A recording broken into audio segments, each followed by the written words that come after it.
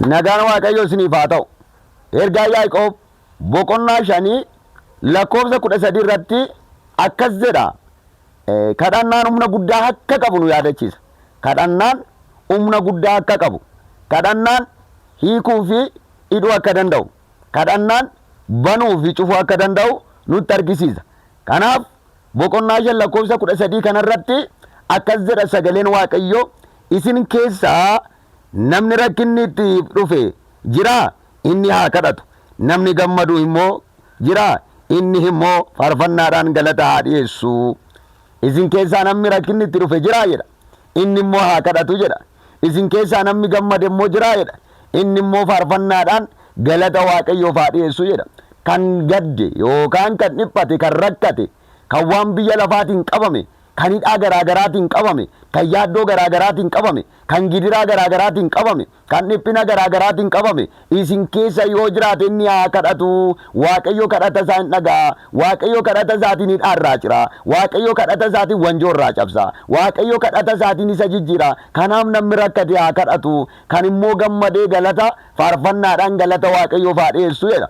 Kanaaf kadhannaa jechuun furtuu waan hundumaati. Fakkeenyaaf Eliyaas waggaa 3 ji'a 6 Waaqayyoon kadhatee bokkaan akka dhaabatu godhe. Waggaa 3 ji'a 6 Waaqayyoon kadhatee bokkaan akka dhaabatu godhe. Isa kana jechuun Waaqayyo seera uumamaa cabsee Eliyaasiif kadhannaa kana dhagaye. Haa ta'u malee gaafa bokkichi roobuudhaaf Eliyaas barbaadetti hammas Waaqayyoon hin kadhate. Bokkichi immoo waggaa 3 ji'a 6 booda Eliyaas erga kadhate ammas bokkichi deebi'ee hin roobne. Akkasuma namni Waaqayyoo Iyyaasuun lola isaa xumuruudhaaf gaafa biiftuun dhi'u kaate, yaa biiftuu nanaa lafa jirtutti dhaabadhu, hamma lola koo xumurutti jedhee Waaqayyoon hin kadhate. Biiftuu sana hin ajaje. Biiftuun lafa jirtutti hin dhaabatte. Haleluuyaa. Isa kana jechuun seera uumamaa cabsee Waaqayyo hojii guddaa kadhannaan hojjechuu argisiisa. Kanaaf namni kadhate har'as hidhuus hin danda'a, hiikuus hin danda'a, banuus hin danda'a, cufuus hin danda'a. Kadhannaan furtuu waan hundumaati.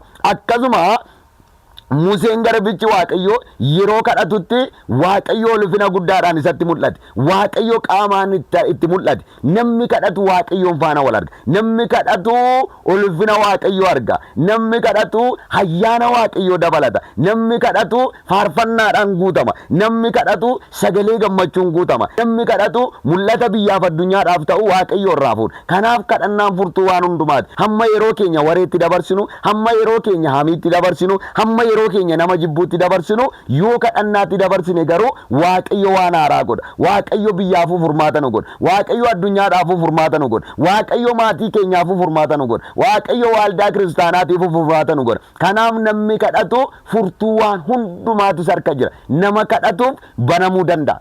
Nama kadhatuuf hidhaan bara dheeraa hin hiikamu. Takaallaan bara dheeraa irraa cita. Haleluuyaa. Kanaaf kadhannaan furtuu waan hundumaati. Inni gammade immoo haa faarfatu. Haleluuyaa.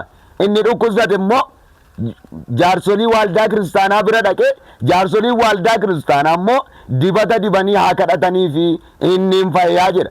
Waldaa kiristaanaatiif, jaarsola waldaa kiristaanaatiif hafuun kennameera. Namoonni kan isaan dibata fuudhanii gurguranii asirraa arganiiti. Inni kun garuu hafuunsaa jaarsola waldaa kiristaanaatiif kenname. Jaarsolli waldaa kiristaanaa dibata fuudhanii dibanii maqaa gooftaatiin haa kadhatanii fi jedha. Macaafni keenya ergaan Yaaqoob boqonnaa 5 lakkoofsi 13 kun. Kanaaf haa kadhannu. Kadhannaan furmaata. Kadhannaan balbala namarraa bana. Kadhannaan wanjoo bara dheeraa namarraa cabsa. Kadhannaan du'aaf aangoo du'aa karaatti hambisa. Kadhannaan dhibeef aangoo dhibee karaatti hambisa. Kadhannaan Waaqayyoon faana walitti nama dhiyeessa. Kadhannaan ulaa bantii Waaqaa namarratti bana. Kadhannaan mirga Waaqayyoo nama kaa'a. Kadhannaan waan hundumaaf furmaata.